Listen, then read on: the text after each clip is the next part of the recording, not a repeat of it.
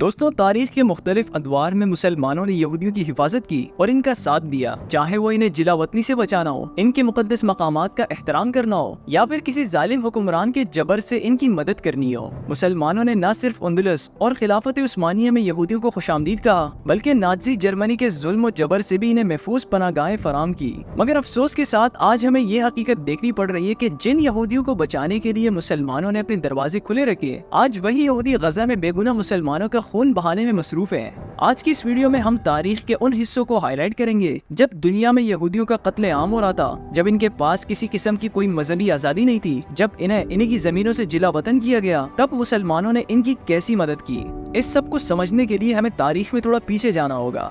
دوستوں، حضرت عیسیٰ علیہ السلام کی پیدائش سے 63 سال پہلے رومن امپائر نے یروشلم پر قبضہ کر کے اسے کولونائز کر دیا تھا۔ اس دور میں اس پورے خطے کو یہودیہ کہا جاتا تھا اور یوں یہاں پر رہنے والے لوگ یہودی کہلائے۔ اس دور میں یہ لوگ رومن امپائر کے جبر کے شکار تھے۔ رومی بادشاہ نے مقامی لوگوں کی دولت لوٹی، ان کے مذہبی رہنماؤں کو جیل میں ڈالا گیا اور عام لوگوں پر بھاری ٹیکس بھی لگایا جاتا رہا۔ ان حالات میں عوام میں بے چینی بڑھ گئی اور پھر 66 عیسوی میں یہودیوں نے اس ظلم کے خلاف آواز اٹھائی اور یہ احتجاج بڑھتے بڑھتے عظیم بغاوت کی صورت اختیار کر گیا، جس میں لوگوں نے اپنے حقوق کے لیے جان تک قربان کرنے کا فیصلہ کر لیا تھا۔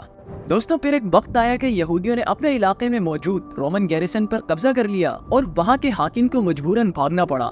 یہودیوں کی اس کامیابی پر رومن امپائر غصے میں تھی، تو انہوں نے فوراً 20,000 سپاہیوں کا لشکر بیچ کر یہودیہ پر حملہ کر لیا۔ لیکن یہاں پر بھی یہودیوں نے اپنی بہادری دکھائی اور 6,000 رومی سپاہیوں کو مار دیا گیا اور باقی سب اپنی جان بچا کر بھاگ نکلے۔ یہ شکست رومن امپائر کے لیے برداشت سے باہر تھی، لہٰذا اس بار انہوں نے پہلے سے 4 گنا بڑا لشکر تیار کیا اور 70 عیسوی میں یروشلم کا محاصرہ کیا گیا اور چند ہی دنوں میں یہ شہر ان کے قبضے میں آ گیا۔ یہودی بغاوت کو سخت طریقے سے کچلا گیا، یروشلم کھنڈرات میں تبدیل ہو گیا اور ہیکل سلیمانی بھی تباہ کر دی گئی، جو کہ اس وقت یہودیوں کے لیے عبادت کا مرکزی مقام تھا۔ یہ منظر کچھ ایسا تھا کہ خانہ کعبہ کو گرا دیا گیا ہو اور مکہ اور مدینہ پر قبضہ کر لیا گیا ہو۔ یہودیوں کے لیے یہ ایک عظیم سانحہ تھا، خاص طور پر وہ یہودی جو کہ ابھی بھی حق کے راستے پر تھے اور انبیاء کرام کے دین کو فالو کرتے تھے۔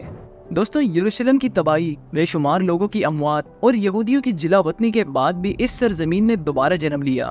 کچھ وقت کے بعد 132 عیسوی میں ایک دوسری بڑی بغاوت کا آغاز ہوا، جب رومنز نے اپنے خدا جوپیٹر کا مندر ہیکل سلیمانی کی جگہ پر تعمیر کیا۔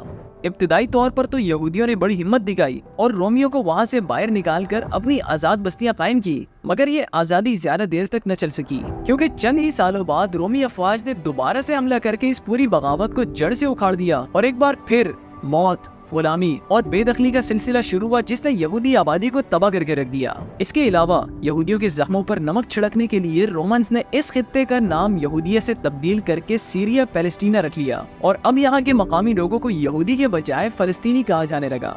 مسلسل بغاوتوں کی وجہ سے مقامی آبادیاں ختم ہوتی جا رہی تھی اور پھر یہاں غیر ملکی لوگ بھی آ کر رہنے لگے، جو کہ پرانے یہودیوں کے ساتھ مکس اپ ہوئے اور ایک نئی فلسطینی آئیڈینٹی کا آغاز ہوا۔ لیکن جو یہودی جلا وطن تھے یا جو یہودی ابھی بھی فلسطین میں تھے، انہوں نے اپنی یہودی شناخت کو ہمیشہ جاری رکھا۔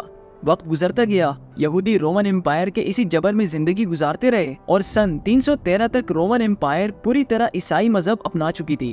دوستوں، اس دور میں رومن امپائر اور پرشین امپائر آپس میں جنگوں میں الجھی ہوئی تھی اور یہ جنگیں 700 سالوں تک جاری رہی۔ 614 عیسوی میں فارسیوں نے بڑی کامیابی حاصل کی اور انہوں نے فلسطین اور مصر کو رومن امپائر سے چھین لیا تھا۔ اس موقع پر یہودیوں نے بھی فارسیوں کا ساتھ دیا اور رومن امپائر ہیراکلس کے خلاف بغاوت شروع کی، اس امید پر کہ انہیں تھوڑی بہت آزادی مل جائے گی۔ اس دوران جلا وطن کیے گئے یہودی بھی یروشلم واپس آئے اور انہیں مختصر سے وقت کے لیے شہر کا کنٹرول حاصل کرنے کا موقع بھی ملا، لیکن فارسی حکومت زیادہ دیر تک قائم نہ رہ سکی اور رومیوں نے دوبارہ پورے خطے پر کنٹرول حاصل کر لیا۔ دوستوں، اس واقعے کی پریڈکشن قرآن میں بھی کی گئی تھی اور اس پر میں ایک ویڈیو بھی بنا چکا ہوں، اگر آپ دیکھنا چاہتے ہیں تو اس کا لنک آپ کو نیچے ڈسکرپشن میں مل جائے گا۔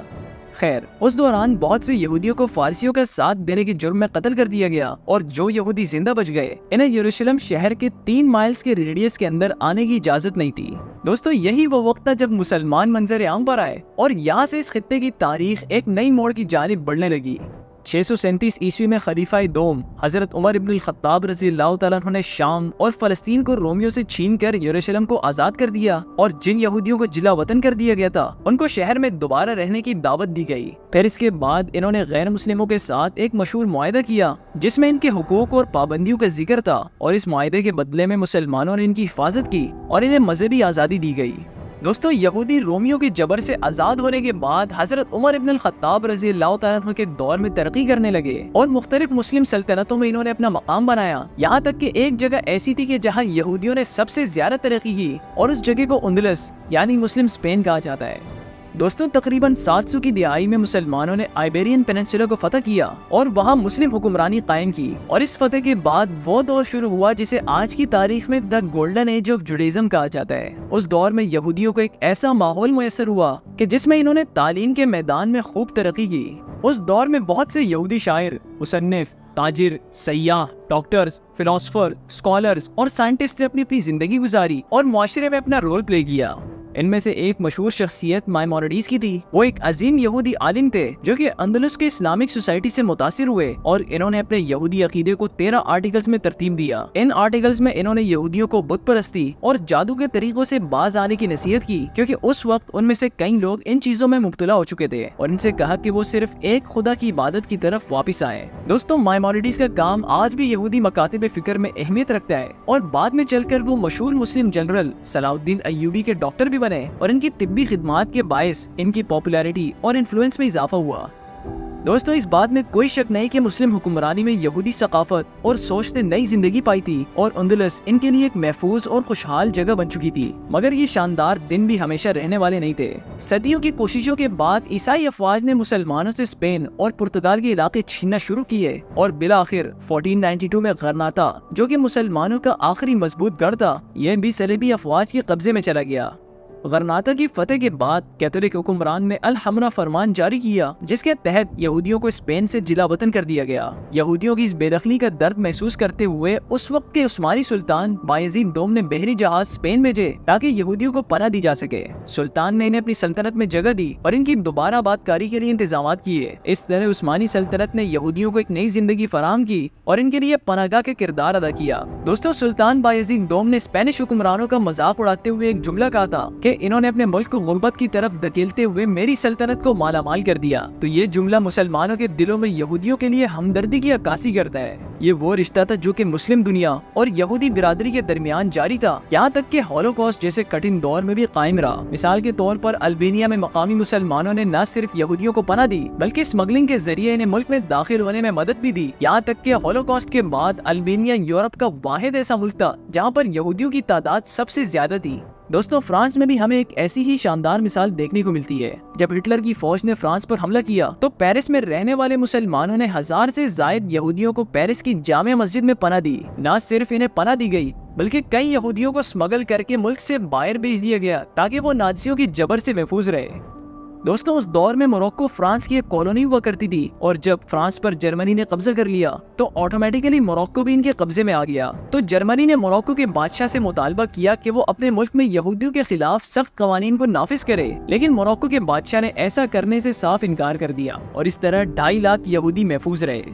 دوستوں، تاریخ گواہ ہے کہ مسلمانوں نے نہ صرف اپنی مذہبی روایات کے مطابق یہودیوں کو پناہ دی بلکہ ان کے ساتھ عزت اور رواداری کا سلوک بھی رکھا۔ اسلامی ریاستوں نے ہمیشہ اس بات پر زور دیا ہے کہ ان میں رہنے والے ہر فرد کو عزت ملے، چاہے وہ کسی بھی عقیدے سے تعلق رکھتا ہو۔ مگر آج کی یہ صورتحال ہمیں سوچنے پر مجبور کرتی ہے کہ یہ تعلقات کیسے بدل گئے اور تلخیاں کیسے پیدا ہوئی۔ آج جو کچھ ہو رہا ہے وہ ہمیں یہ سوچنے پر مجبور کرتا ہے کہ ماضی میں تعلقات کیسے تھے اور اب کیسے ہیں۔ مجھے امید ہے کہ انسانیت، انصاف اور امن کی یہ قدریں دوبارہ بحال ہوں گی، اور ایک دن ایسا آئے گا جب سب لوگ دوبارہ امن و احترام کے ساتھ مل جل کر رہیں گے۔